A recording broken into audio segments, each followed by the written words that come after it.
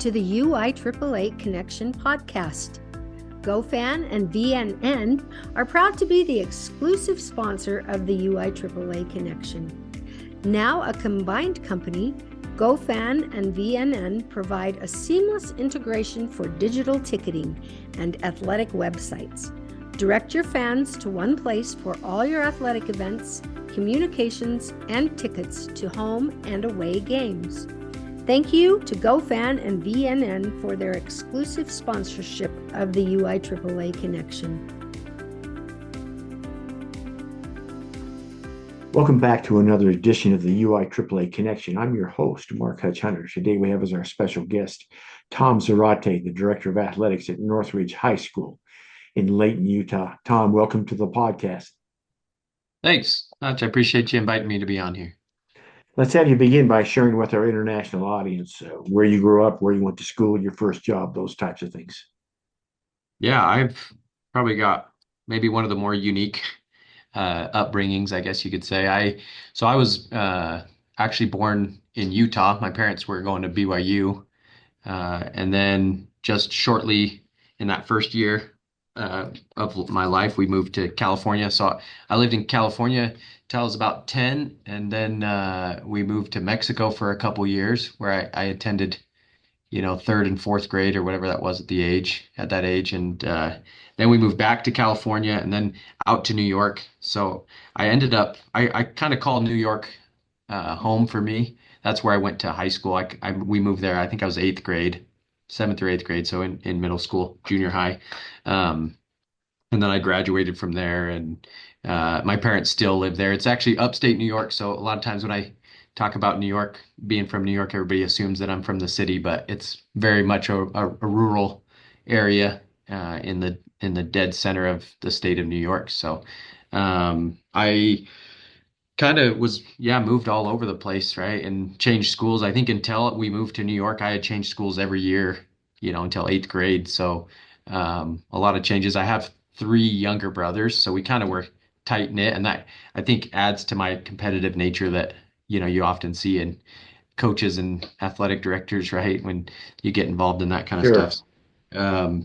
But yeah, so after graduating from high school in New York, Let me interrupt you just for a sec. So sure.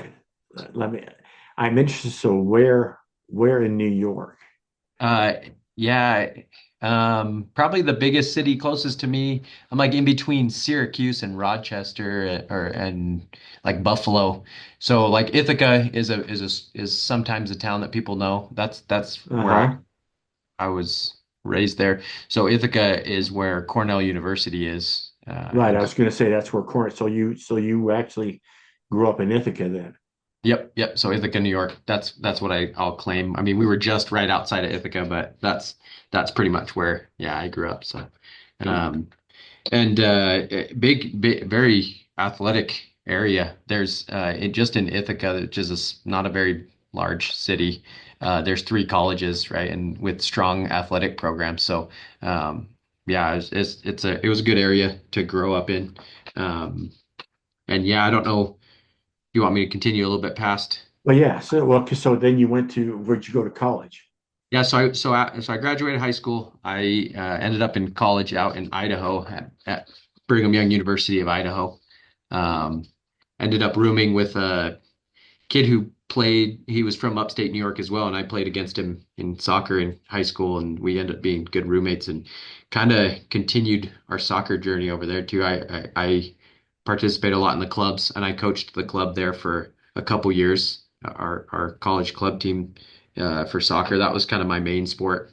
In high school, I had dabbled in a couple other ones, um, but yeah, and so from Idaho, I met my wife. She's from Layton, so she was born here in Utah and kind of raised in this area and graduated from Layton High School. And we actually moved back to New York after I graduated college, and then we moved back to Utah, and where I took my first job here as an educator at a feeder junior high to Northridge, which is where I'm currently at. So that's kind of my path there. I don't know if you want me to elaborate a little bit more about the sports side, I think, right? Sure, go ahead. Yeah, in high school, so I kind of talked about how we kind of bounced around a lot. It's kind of hard to be involved in youth sports when you're moving every year. So I didn't quite get into that really onto club competitive teams until I was in New York and about 12, 13 years old. But my father's he's from Peru. He was born and raised in Peru and then moved to the United States, and he met my mother in college. So the South American culture is just, they are so passionate about soccer, right? So I grew up watching soccer. My dad he was a pretty good racket sports player too, and he enjoyed cycling. So I kind of feel like I got my love of sports from him, and as I grew up and did tried different sports, it was because of him, I think. But so in high Sure. school, I soccer was my main one. I was so passionate about soccer and I could play that nonstop. But back in those days, right, like you did other sports. You didn't just do one. Nowadays, I know kids are kind of pigeonholed into one with their club kind of running their whatever sport it is that they choose. But so I tried tennis. I had some friends that convinced me to join the swim team. I did track. I my high school, the swim team, I was an alternate. I joined it.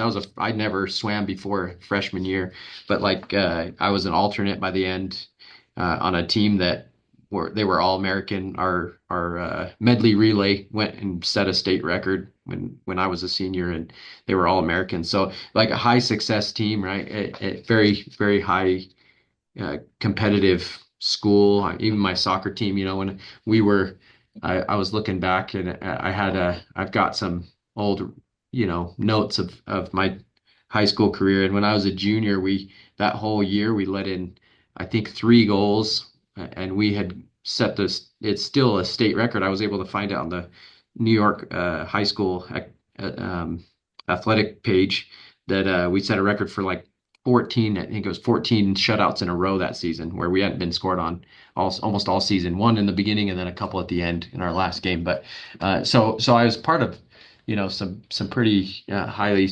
successful programs there in high school. And I think that kind of gave me a passion for the sport, right? I think it's a little easier to love something when you get a little taste of success, right? And you want to just keep chasing it. And so, when I went on to college, I stayed involved and wanting to play as much as I could and help coach, and that kind of helped my love of coaching soccer. That's kind of what I started at, right? That was what I kind of honed in on, and that's where my passion lies.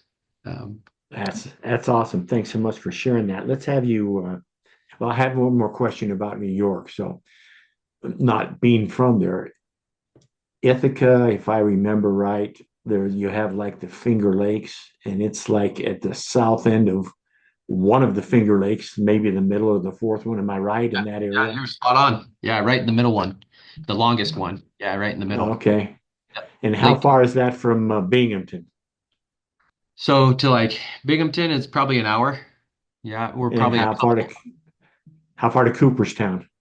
Yeah, Cooperstown. So it's funny. Everybody, I get that a lot. Cooperstown, hey, the Sure. Baseball Hall of Fame, but Cooperstown actually Right. has all these really good fields, and that was where they hosted the soccer state tournaments. So I'd go to there every year when I was in high school. We'd make it deep in the playoffs, and we'd be playing there in Cooperstown. So, but yeah, that's only a couple hours away, maybe two or less. That's that's awesome. Okay, well then let's have you talk now a little bit about some of the leaders and some of the mentors you had in your life that have made a difference for you.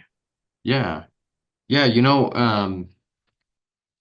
Probably, as I was thinking about this, I grew up. I don't know if I mentioned that or I didn't mention, but both my parents are educators, right? So my mother taught second grade and kindergarten for 25 plus years, and my father's a professor at a university over there in upstate New York, and has always done that. And I've had influential educators as I reflect on this. I know a couple teachers, and I think everybody has them. Everybody in their lives, right, knows a couple teachers that made a difference in their lives, and I'm grateful for those teachers. I had a math teacher in junior high and a high school French teacher that just were passionate about what they were teaching, and that just help me to know, hey, I want to be passionate about whatever it is that I choose to do, right? And when I was so after I had was at the end of my college, as I needed to finish up my bachelor's degree, I needed to do an internship,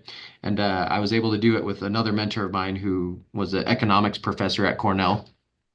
He's one of the leading economists he did behavioral economics, and that was my major. And so I asked him, hey, can I come, join one of your research teams and just help you guys do some research? Just a qualification that I had to pass to get my bachelor's degree. And so I ended up back in New York doing that. And at the time I was on the path to go I wanted to teach at a college. I wanted to teach economics. So that would involve getting a PhD and going on to do, a lot more. Right. And so I was there back in my hometown. My parents kind of helped us. We were just newlyweds, so we didn't have a lot of money, and I'm still in school, so we don't have good high paying jobs. So we were just being helped out by my parents. But I went to see my high school soccer team. They were playing in a state playoff game, and I went and at the time, my high school coach for all 4 years when I was in high school for soccer, he had become the AD since I had left and gone to college. It'd been a while, right? And he was the AD now at my alma mater, my high school there. And I saw him at the sideline and I said, I'm gonna go up and talk to him and say hi. And so I went up and talked to him, and they actually needed a swim coach, and he was still coaching the soccer team. And so he talked me into coaching the swim team in the winter and helping him out with the soccer team as well, there at my high school. And so that kind of changed and altered the route that the path, right? As I started coaching those kids, I just fell in love with that age group, like helping them out and being a teacher of that age group. And I realized maybe if I was at a college, it'd be a lot different, right? I think once you have college students, I don't know that you build as close a relationship with your students that are there to get a college degree as you do when you're in high school, and those formative years of your life, right? Where you really look up to those. And I really looked up to my coach. And actually, so I helped him out, and that next spring, or sorry, fall, when that's when boys soccer is in upstate New York. Uh, I had moved back to Utah to get a job here, and I had been helping them out, and they my that athletic director, they had a preseason tournament, and they were out of town, and they were in a hotel, and he had a heart attack in the middle of the night, and he passed away actually. Um, that's sorry, I'm gonna get a little emotional about it, but uh, now as I years later, I feel like I'm in the same path that he was. Now I was a soccer coach, and now I'm an athletic director, and he was such a huge influence on me. Um, he was just he wasn't necessarily a soccer guy. He didn't grow up, he also coached basketball and baseball. He was more of an athletic minded guy, but he knew how to he was a great coach. He had great relationships with us. He knew how to push us, so that we were getting better and challenged each year. And at the end of the day, I knew that he cared about me, and I knew that he cared about each of us as individuals, right? And so, I still to this day, as I coach the boys and the girls soccer teams here, I give out an award in his name, and it's just a teammate award for the best teammate of that year. Character, right? It's a character award, because I learned how to be a good human being by that man, and I owe a lot to him. So he was one of my bigger mentors as well. And then obviously, like I mentioned before, my dad.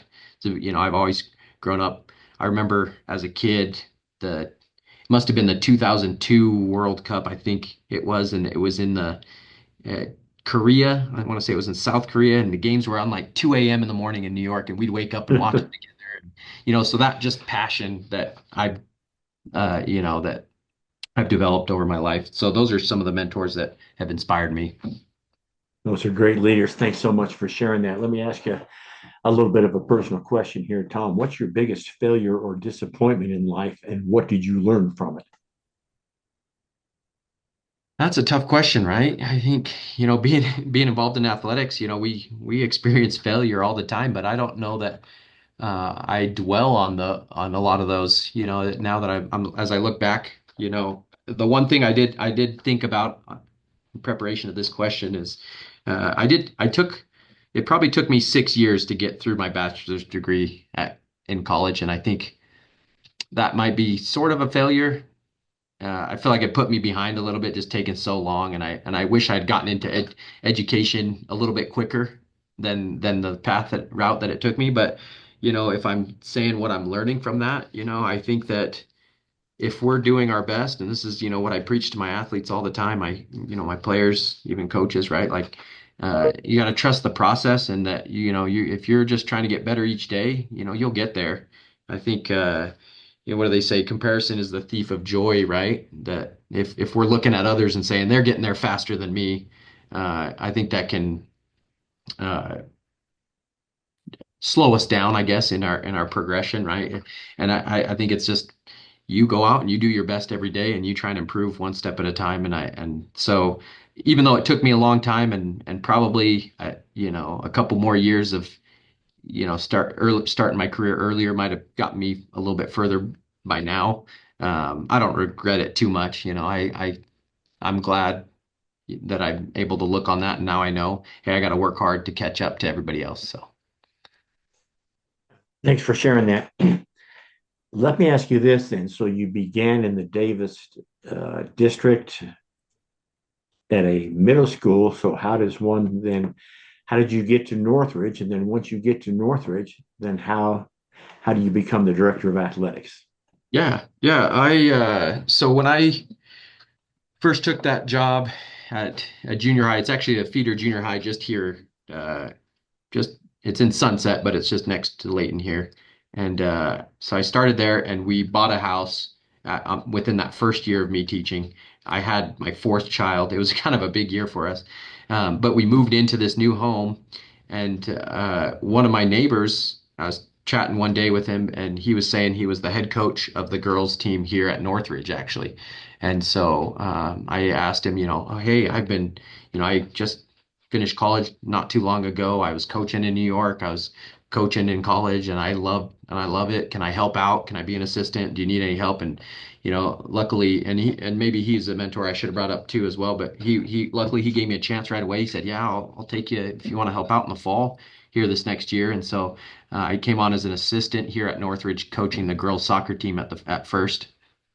And then within that next season, he was stepping down, and they asked me, I expressed interest in taking over as the head coach. And so they brought me on as the head coach here. They didn't have a teaching position at Northridge yet until maybe a few weeks later. All of a sudden, one of the math teachers had some life change, and it was in the middle of the summer, and informed them that he wouldn't be returning. And so I was teaching math at the junior high at Sunset. And so they brought me up. So I only taught there for a couple years at the junior high. And then I came up here as a math teacher and took on that head coach position for the girls team. And let me ask you quickly. So what year was that? That was 2020 was the year I came up here. So that was Okay. COVID year. It got cut short. I didn't even get to really say bye to the junior high, the staff that was there, because we didn't even come back in person that end of that year. And then I Right. transferred up here to Northridge. And so and so I was here as the head coach, and I've been here maybe I think it was only 1 year by 20, what would that be, 2021, right? Or 2022. It might have been 2 years, but still I was still young in my career. I think I'm only been teaching now 4 years. I've been coaching maybe for two.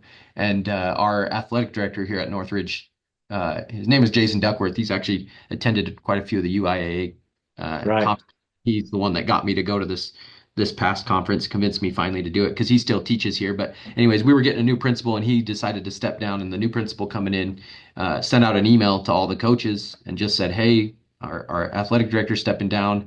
If you would be interested in this position, reply and let me know." And I, I, without thinking, I mean, I thought, hey, I'll just show them I'm a team player and maybe they need an assistant. I'm the newest coach, so there's no way they're going to pick me. I didn't even tell my wife, but I sent him an email and I said, hey, I'd be interested in helping out if you need help, you know. And then later that evening, I told my wife about it a little bit. She's like, are you serious? Like, you can't do that job. Like, we got too much going on right now. That's kind of crazy to do that. And I reassured her. I said, you know what? It'll be fine. He's not gonna. There's no way. I'm the youngest coach there. Someone else more experienced than me will step up, you know, and volunteer. And then a day later, the principal sends me an email. He says, hey, can we meet and come to my office? And right away, I just knew. And I was like, uh-oh, what did I get myself into, right? And I had to call my wife right away and apologize. But nobody, I don't know if nobody else was interested. I think he was looking for a head coach. A couple assistants had expressed interest, but he was really adamant that it was a head coach, just because of the experiences that you have as a head coach to be able to mentor the other coaches and understand what they're going through and know how to do it all, you know. And so he asked me to come on as an AD, and at first I was a co-AD with another coach. That only lasted for 1 year, and then I became kind of the full-time only AD here. And so I've been doing this since what, 2021, going on 4 years now. Um, That's awesome. So talking a little bit more then. So obviously Jason is the one that told you about the UIAAA, and so then why did it take that long then to get you to the conference this year? And then once you answer that, then talk about the conference because that's of course where we met. yeah, yeah. So, well, I guess I just felt like, you know, as a new AD there, I felt so overwhelmed with all the duties, right? And so each Mhm. I tell myself he went. I want to say he said he attended quite a few times, maybe 4 or 5 years in a row, where he's going every year. And so and since the beginning he told me, hey, that's a great conference, you should go to it. And you know, I'd say that first year I kind of missed the sign up. There was a lot going on. Then I told myself I'll just sign up next year. And then the next year would come by, and I'm so flustered trying to, you know, just learn the ropes of what it takes to be an AD. There's so much, and I think it just took a couple years of that where I kept saying, no, it's got to be next year. It's got to be next. And I wasn't even coaching the boys before, but in the spring we just have so many sports going on, right? And this year is the first year I'm coaching the boys soccer, and that was during our season, right? But I had told myself, because Duckworth had told me, Jason had told me so many times, and then so I had committed. I said next year for sure I'm going to do it, and that was obviously last year. And so when it came up, even though it was the middle of my season, I said, hey, coach, my assistants, you got to take over because I'm going down to this conference for a few days. And I signed up for your courses. So I actually came a couple days, maybe earlier than the weekend, and took some courses. And man, Jason was spot on in expressing the uh, how great that conference is, right? Like is for the first time I'm in a room full of other ADs that are sharing the same struggles that I am, and the same, and some of them have great solutions, right? That I never thought of, and I just ate it up. I loved it. It was great. That UIA conference, I would tell the next guy, this circle this and go there the first year, right? Because you got to go there, and it's so helpful, and the networking. And I've even reached out to some ADs about things that I met at that conference already since then. It's just a month ago, and I've been able to use that networking that I was able to do there, and put it to good use. So Well, so and then let me ask you a little bit of a follow. So taught you, I know you at least attended the LTI course that I taught. You may have attended a second one, and of course there was the conference. And so talk about in more in detail about being a first time attendee. Tell me what it's like, because I've been teaching for so long. Tell me what yeah, it's like being a first time attendee, and many people have said it's like being trying to get a drink from a fire hose when you're in one of those first LTI courses. So talk about that for a minute. yeah. Well, it is that, you know, those LTI courses. I mean, I looked at the schedule, you know, and it said 4 hours, you know, I think for that first course, right? And I'm thinking, Mhm. you know, they'll end early. Nobody goes 4 hours. And man, we got to the end of that first class that night. It's 10 o'clock. We're at the end of the 4 hours, and I feel like, hey, we got to keep going. I could do 2 more hours of this. Like, I'm just eating it Yeah. all up, just like you said. It's like there's just so much good information from people that have been there and done that and made the mistakes that, that I'm trying to reinvent the wheel when I don't need to, right? And there's people that have better solutions than I'd ever thought of. I think the first course I went to, and maybe it was the one that you were teaching, we talked a lot about that, a mentorship program, right? And starting a Right. mentorship program. Hmm. And I'm thinking like, how did I not think about this before? Like I've been doing this for so many years, and here at our school, I don't know if this is common. It might be common with other schools, and I think it is to some extent getting more common these days. But it's just hard to keep coaches, and so we're getting new coaches constantly, and I'm stuck mentoring all of them. Because I've never thought about, hey, I could just assign my experienced veteran football coach who is so organized to one of these new coaches, and he could be so helpful to a coach like that. And then it takes something off my plate. So now that I have time to do the duties that I need to do as well, and he's happy, and that I've asked him. And so just it's just things like that, right? And I would agree with that statement, right? I could I the first thing I did after I took those two courses is I looked up, hey, how do I take another course? Do they offer them online? Do they offer them near me? Like, where do I sign up for the next course? Because you're right.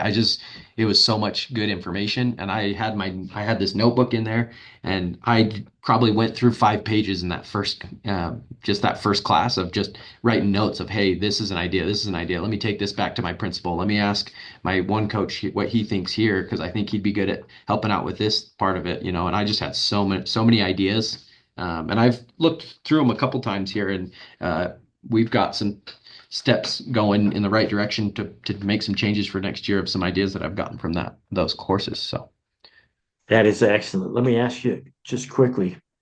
You've been an AD for what, close to 4 years now. How has it changed, or how is it the same? You came in after COVID, so you didn't have that mess to deal with, but just talk about what's happened in the short time that you've been the AD. yeah, yeah, I think right.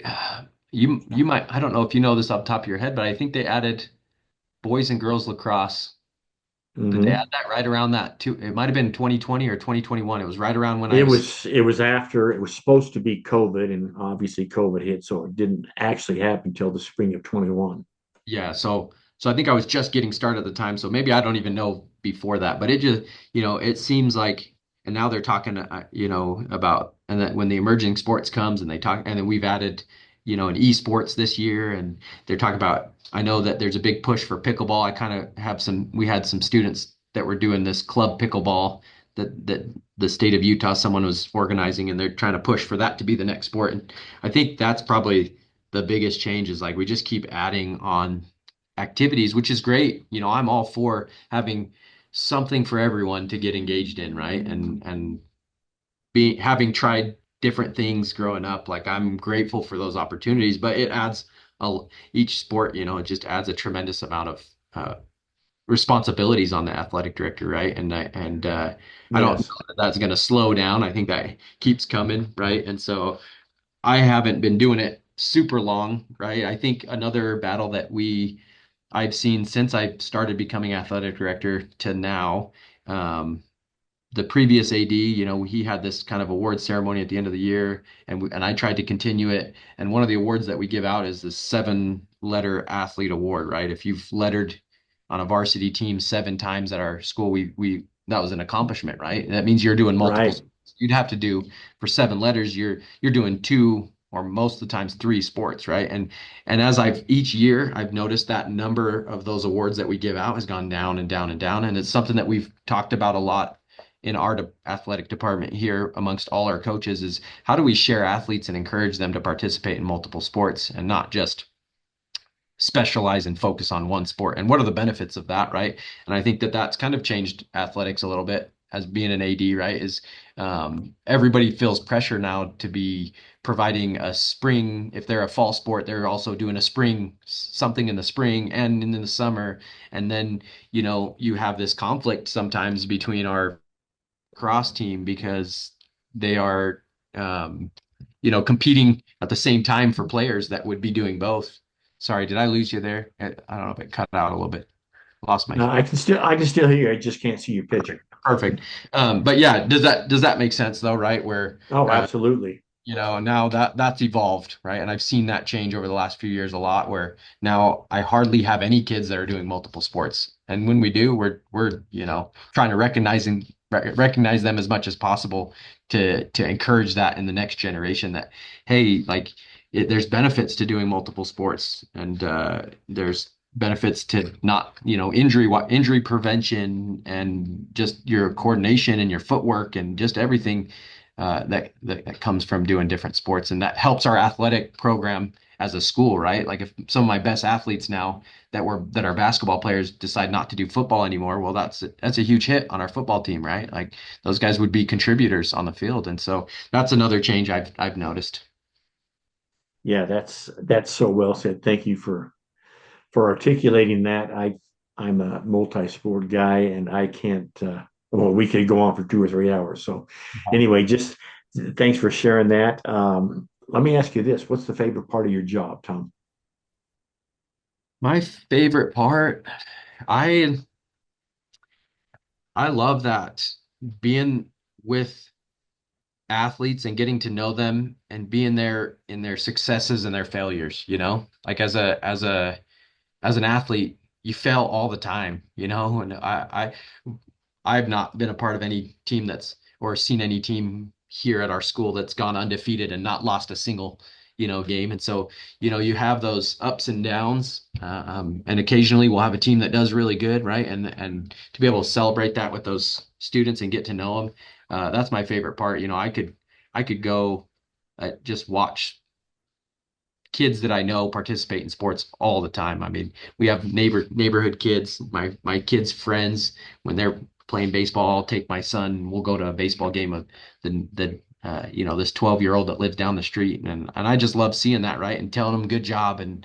and when they don't win, telling them, hey, we'll get it next time. Like, good job. We did a good job here. You can improve, we'll get them next time in a different area, right? And so I just love that part. I think as a child, as a youth, when you're in youth sports, um, sometimes you don't see the big picture. So just being there and helping them see the big picture, that's my favorite part of this job, right? And seeing them grow, right now we're in this graduation time, and that's one of my favorite times too, watching these athletes that I've seen for a few years and seeing them walk down graduation and, telling them good job for graduating as well, right? And just being there and letting them know that I support them and being that influence in their lives. That's my favorite part of the job for sure. Well said. Let's finish with a couple of questions, Tom. The first one being this. You've got two suggestions for a brand new athletic administrator. They need to follow Tom's suggestions in order to be a success. What would your two suggestions be? Yeah, I think I probably already alluded to the first one, maybe, but go to the UIAA conference as soon as possible. Don't wait, right? I think new athletic directors, especially if they don't know about it and no one's telling them about it, they might not realize what they're missing. Um, and so then they struggle like I did for years, trying to solve problems that other people have already solved, right? I Mhm. think that professional development, I was lucky that, the athletic director before me is still here at the school. So I'm able to have that conversation. He can explain to me, the benefits of that. I think without him, obviously I get emails about it, but I think sometimes we get so many emails from different organizations that I probably wouldn't have known anything about it unless I had had him. But I would say do that as soon as possible, right? Get that professional development going, right? Take classes as much as you can, because that information you get from there will be so helpful in the job duties that you do as an AD. Another one that maybe goes along the same lines is I think just like we encourage our new coaches to have a good mentor, we need to have good mentors too, right? Like if you're a new AD, you got to find somebody. It's hard because there's not another AD in the school. It's maybe one of the only positions, right? If I'm a teacher, I have other math teachers with me, and I have a department head. And if I'm assistant principal, we have a team of 5 assistant principals, or 4 or whatever, however many you have at your school. And so, like it seems like everybody has other people. And as an AD, sometimes you're isolated. You don't have that, and so it's really important. And I think if you can't find a mentor at your school, if it's hard to do that, that's why that UIAA conference is great too, right? You'll find somebody there. Maybe I know even within your region, like I've loved our region that we're in. Those are changing next year. and we've met already a few times with this new region. But the ADs in our region are so willing to help, right? I got so many great ones, and uh, um, Rick Corbridge. He was there at the UIAA conference this last time too, and we did the pickleball tournament together. And so I think you can find a mentor wherever it is, but I think every AD needs one to kind of lean on, to call on when they, if they are getting to something that they don't know, they need somebody to be able to say, hey, how would you approach this? What would you do here? And so whoever that is, that would be my second advice is one, go to that UIA conference, and then two, find a good mentor that you could call on when you need to. Great suggestions. Thanks so much for sharing. We're going to finish with this. Tom, what questions should I have asked you that I failed to ask you? Oh man, that's a tough question. I don't know. It's like almost like you don't know what you don't know, right? Um, I I I don't know. I've really enjoyed listening to, after this when I was attending the conference, right? This UIA conference last month. Um, After that, I can't remember where it was. Maybe it was in that first class when you were talking about this podcast.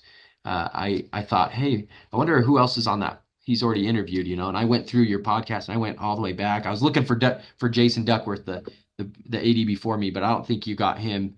But I No, I found did some of not the get other, him. yeah. So I found some of the other ADs that that I know, and I listened to like Mike Pusey from Roy and some of these other Right. region, that I could find, and Curtis Holtz. I think you had done Curtis Clear I Forward. did, Curtis. True. Right. I listened to those, and I loved hearing everyone's backgrounds, where they came from, their experiences, how unique they were, and the insights they had, and at the end of the day, it made me feel like I'm not alone in all these struggles that I have, and I feel like I'm drowning sometimes because I can listen to other people that are doing my same job and have those same struggles just in a different location. So I appreciate that, and I appreciate the time being on here. I don't know any other questions that would help, but just hearing of their experiences was awesome. Has been a good experience for me. So Well, thank you, and thank you for the shout out for the podcast. On that note, that yeah, wraps it up for this edition of the UIAAA Connection. Again, our special guest today has been Tom Zarate, the Director of Athletics at Northridge High School in Layton. Tom, thank you so much for being on the podcast. thanks, Hutch. I appreciate it. For our listeners, we hope you tune in again next week for another edition of the UIAAA Connection.